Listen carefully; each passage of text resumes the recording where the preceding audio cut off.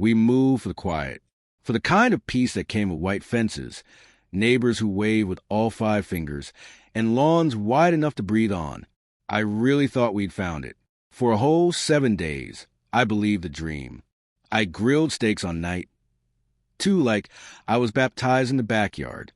Jack ran through sprinklers. My wife said it smelled like starting over. Then Karen opened her mouth, not to say welcome or, "Hi, I'm your neighbor." No, her first words were, "We usually pull straight in, not diagonally." That was it. No smile, just a verbal parking citation delivered with the warmth of a DMV printer. I closed the garage door and mentally filed her under people I planned to outlive out of spite. See, we came here for peace. What we got was a clipboard and yoga pants. And I should have known. Should have felt it when her footsteps sounded like a hall monitor's, tight-clipped, purposeful. She walked like the world needed regulating. And within a week, she started. The letters started. Folded. Taped to the door like confessions. Noise complaints. Outdoor infractions. $50 fines. One was because Jack, my 10-year-old son, built a cardboard launcher that shot marshmallows into her bird bath. He called it science. She called it a violation of community visual harmony. I laughed, at first, but then 2 guys showed up, windbreakers, fake badges, notebooks. Not from any city office, just from her. Routine inspection, they said. They photographed Jack's mud bunker like it was a cartel hideout. And Karen watched from across the street with her phone up, filming like she was producing a true crime docuseries. That was the moment I knew. This wasn't about marshmallows or noise. This was about control. Let us know in the comments where you're watching from. Because the suburbs just got wild. The next week, the fake badges came back. Same guys, same windbreakers, like some kind of HOA-themed SWAT cosplay. One of them crouched by my hose reel like it might be harboring fugitives. The other took slow, sweeping video of our front yard. Not inspection, surveillance. Karen stood across the street, arms folded, face smug, like she was watching justice unfold in real time. When I asked what they were doing, the taller one snapped his notebook, open like he was about to read me my rights. Obstruction of visual line of sight, he said. Reported unauthorized structures. You mean Jack's box fort? He nodded. Fortified cardboard. Visual obstruction. Tier 1 landscaping violation. It was 4 Amazon boxes duct taped to a wagon. Jack named it the Defender 5000. I called it Tuesday. They left with more photos and answers. That night, I installed motion cams. And at 2:13 a.m., they lit up 2 figures. Same windbreakers. One crouched by the garage window, recording, red light flickering on his phone. The other walked up to Jack's bike, picked it up, inspected it like it might be rigged with explosives, then gently set it back down. They weren't inspecting. They were casing. The next morning, Karen arrived with a folder so thick it could have doubled as a phone book. "This is your 3rd infraction," she declared. Unregulated noise, parental neglect, unauthorized recreational structure. She said those words with the confidence of someone handing down a verdict. Jack stood beside me holding a foam sword and a Pop-Tart. "You mean the slip-in slide and the marshmallow cannon?" I asked. "They obstruct driveway visibility," she snapped. I nearly laughed, and then she leaned in close, whispering just loud enough to burn. "If you can't control him, we will." That was the moment I stopped laughing. 3 days. That's how long it stayed quiet. No fines. No faux inspections. No late-night creeps in windbreakers. And for a second, I thought maybe, just maybe, Karen had gotten bored. She hadn't. She'd just upgraded. It was a Thursday morning. Cool, calm, boring. I was in the garage tuning Jack's busted by gears when I heard the footsteps. Not casual ones. Heavy, precise. Combat boots on concrete. My dog growled first, low, unsettled. Then I saw him. Daniels. He stood at the edge of my garage, sunglasses on despite the overcast sky, arms stiff at his sides like he was fresh off a low-budget military recruitment ad. His jacket read, HOA Patrol Risk and Response Unit. I had questions. Like, why did an HOA need a risk unit? Or a dude who looked like he'd memorized every line from Die Hard. You the homeowner? He asked, chin high, hand resting near his belt. No, I said. I'm just a shirtless drifter who fixes kids' bikes for fun. He didn't laugh. We've had reports of unsafe juvenile activity, he said. Projectile deployment from private property. You mean the marshmallow launcher? This is a formal citation, he said, and handed me a printed violation, $2.50 fine. Tier 2 risk status. Improper projectile deployment. And standing across the street? Curran. Filming. Again. Smiling. Again. Like this was her Super Bowl. Daniels walked off like he'd just saved the nation. And I thought, okay, maybe this guy is just an overzealous LARPer with a clipboard complex. Maybe that's all. I was wrong. The next day, he came back. No knock. No warning. Just strolled into my backyard like it was his job. Jack was there, barefoot, building a matchbox ramp in the sandbox. Daniel stood over him like he was defusing a bomb. Son, he said, step away from the device. That's when everything changed. I was out the back door before Daniels could finish his next sentence. What the hell do you think you're doing? I barked, closing the distance fast. Jack froze, hand still on the little ramp he'd built from plywood and sidewalk chalk. Foam Hot Wheels car scattered around like debris from some tiny explosion of joy. Daniels didn't even flinch. Active safety inspection, he said flatly. Device appears unauthorized. Loud impacts. Flying debris. It's a toy, I said. You're talking about a matchbox car loop-de-loop. Daniels crossed his arms like I'd just confirmed his worst fears. Still qualifies as unapproved kinetic testing under community safety regulations. My jaw clenched. You say that again while pointing at my kid. We're going to have a conversation that ends with real badges showing up. He stared at me, eyes in behind those dime store aviators. But I saw it, the twitch, the need to win, the hunger to dominate. I go where the violation is, he said, and walked off like he hadn't just traumatized a 10-year-old. Jack didn't say a word. He just picked up his toys, packed them away, and walked inside. His shoulders were slumped, his head down, and that crushed me more than any fine ever could. That night, I scrolled through the camera feeds again, and at 1:36 a.m., there he was, Daniels, same windbreaker, flashlight off, walking the sidewalk like it owed him rent. Karen stood beneath the streetlight, arms crossed, watching. He stopped at my mailbox, pulled out a small notebook, scribbled something down, then looked directly into the camera and smiled. That smile wasn't about power. It was about permission. The next morning, Jack disassembled his Turbo Tank 9000 without a word. Why? I asked. He didn't look up. I might get in trouble. That's when I made the call.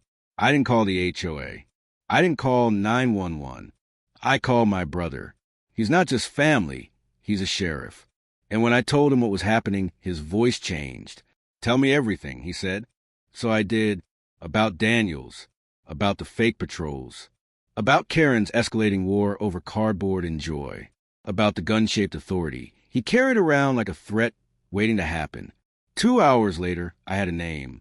Daniels, real name Dean something, I won't glorify it here, had no law enforcement background, no security license. But he did have 2 prior impersonation charges. Both had mysteriously disappeared from the system. Somebody's protecting him, my brother said, or paying him. That's when it clicked. Karen didn't just unleash a clipboard army. She hired a man with a record of pretending to be what he wasn't, and turned him loose on our street, on our kids, on my son.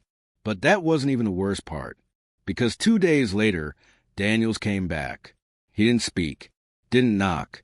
He stood in my driveway, arms stiff at his sides, watching the house like a hawk with a grudge. I stepped outside. You looking for something? I asked. He didn't respond. Then he turned his head, slowly, eyes locked on the front window. Jack stood just behind it, barely visible through the glass.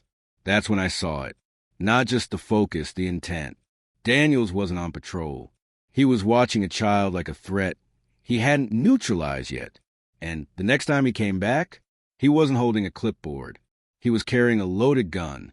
Jack was in the yard with foam darts, laughing for the first time in weeks. Then the boots hit concrete. Daniels wasn't walking. He was charging. It was like time cracked open. One moment Jack was giggling, ducking behind a makeshift barricade made of lawn chairs and duct tape. His RC truck honked like a goose as it skidded across the driveway. And then silence. Not because the fun stopped. Because he showed up. Daniels, charging across the yard. Combat boots stomping like he had a warrant from hell itself. And in his hand, not a flashlight, not a citation, not even a walkie. It was a gun, not holstered, not secured, held low, like it belonged in a war zone, not a cul-de-sac. I hit the porch and froze. Jack saw him before I did. The laughter died in his throat. He didn't run. He didn't speak. He froze, like his brain couldn't make sense of what he was seeing. Daniel shouted, "Put it down!" Jack didn't move. Put it down. What he was holding, a toy controller, 2 joysticks, a blinking red LED, looked vaguely like a cheap remote from Walmart. Daniel saw a threat. I saw my barefoot son with bedhead and grass-stained socks. I moved. I don't remember running. I just remember being there, between Daniels and my boy, arms wide like a damn human shield. "Lower the gun!" I roared. Daniels didn't flinch. That device was reported as surveillance grade. "It's a toy," I snapped. "You psychopath." Behind me, I felt Jack's tiny hand clutching my shirt. "He has a gun," Jack whispered. "I know," I said, try not to shake. Did I do something wrong? My throat closed. "No, buddy, you just played in the wrong neighborhood." Daniel stepped forward. The gun twitched. Then sirens. 2 cruisers. Black SUVs. Lights blaring. Tires screaming. Real law enforcement. And leading the charge? My brother. Daniels turned at the sound. Slow. Confused. Like he couldn't process that he might be the one about to get cuffed. The gun dropped slightly. My brother didn't yell. He didn't need to. He just walked up, badge out, calm as a bomb about to go off. "Drop it," he said. Daniels hesitated. "This is a sanctioned operation," he snapped. "I have jurisdiction." "You're impersonating an officer," my brother replied. "And you just pointed a loaded weapon at a child. You got 5 seconds. Daniels wavered, then dropped the gun. It hit the grass with a thud that felt like the end of something. 2 deputies slammed him to ground, so hard the air left the yard. Jack collapsed into me. I wrapped my arms around him like they could stop the world. Daniel screamed, "It's a setup. You'll pay for this." One deputy muttered, "You'll be hit with 30 charges by sundown." Across the street, Karen stood filming. Calm. Still, like this was just another HOA update for her digital scrapbook. I walked toward her. Not fast. Not yelling. Just steady. I wanted her to feel every step of what she'd built collapsing under her. She didn't flinch. "He escalated," she said flatly. "He's unstable." "And you knew it," I said. "We were trying to create a safer community. By pointing a gun at a 10-year-old? No one listened to me," she snapped. "So I found someone who would." My brother joined me. "We'll need a statement," he said. He was hired under official HOA contracts, Karen said quickly. "You'll need a lawyer," he replied. For the first time since she walked into our lives with that smug clipboard smile, Karen didn't look confident. She looked cornered, but this wasn't the end. It was just the start.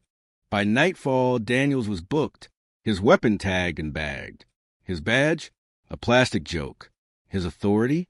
Evaporated. But I wasn't celebrating, because I knew Daniels was just a front man. The next morning, we watched the body cam footage in my brother's office. Me, 2 deputies, a legal assistant, and enough coffee to brace for bad news. We didn't wait long. Daniels was rambling in the back of the cruiser, sweaty and desperate, voice cracking under the weight of consequence. Then he said it. She told me to scare him, said the kid needed to learn consequences. Everything stopped. My brother hit rewind. Played it again. She told me to scare him. Not the board. Not the HOA. Karen, she wasn't just involved. She orchestrated it. She didn't just unleash Daniels. She targeted my son. You want to go nuclear? My brother asked quietly. I nodded. Light up. What I never told Karen, what nobody in that neighborhood knew, was what I used to do. Before the lawns and lemonade and suburban hellscape, I worked federal investigations, internal compliance, the kind of job that teaches you where to poke the system until it bleeds. So I made calls, pulled favors, triggered audits and forensic reviews. And within 48 hours, we had everything.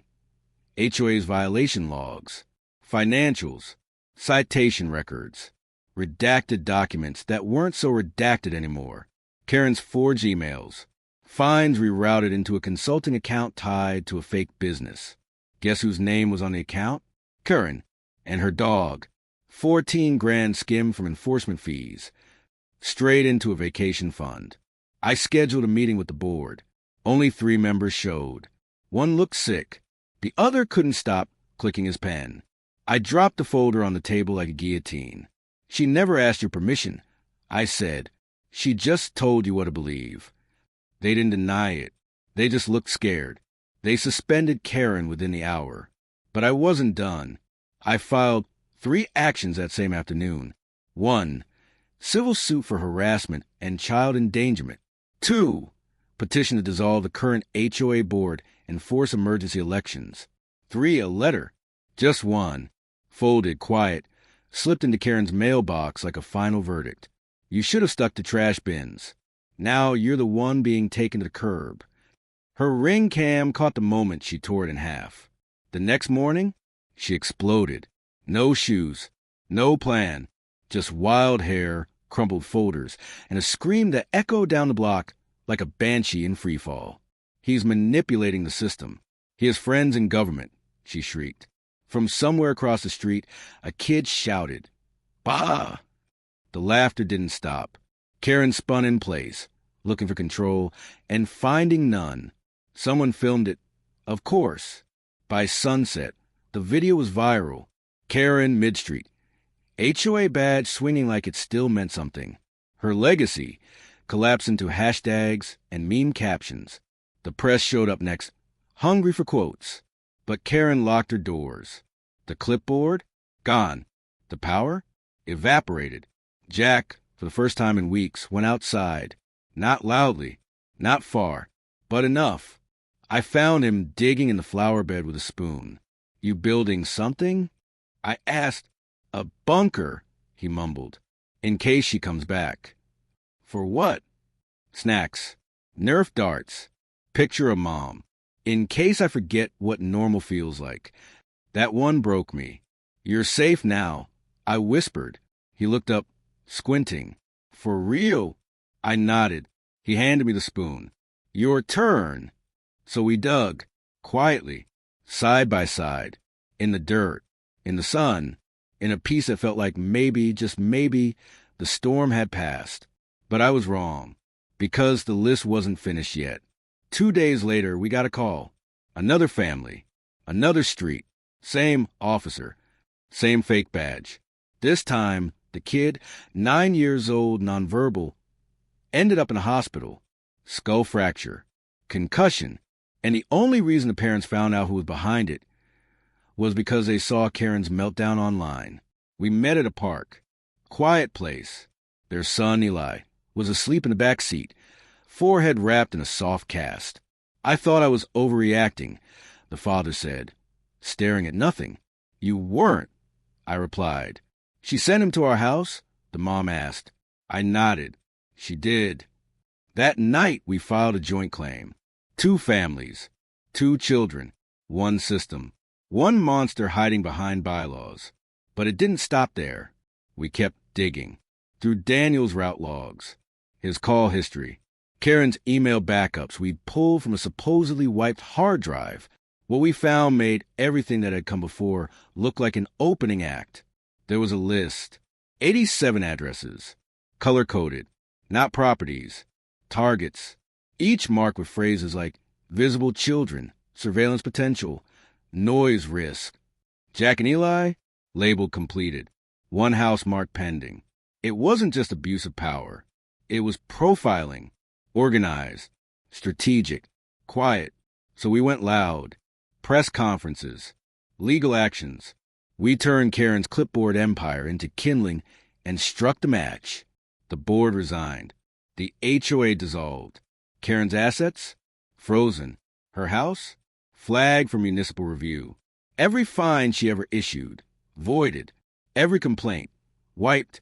The last time I saw her, she was standing at her mailbox, flipping through coupons like they might buy her back her life. I handed her one final notice, flagged for inspection due to prior abuse of authority. She read it, didn't speak. Because people like her, they don't apologize. They just run out of things to say.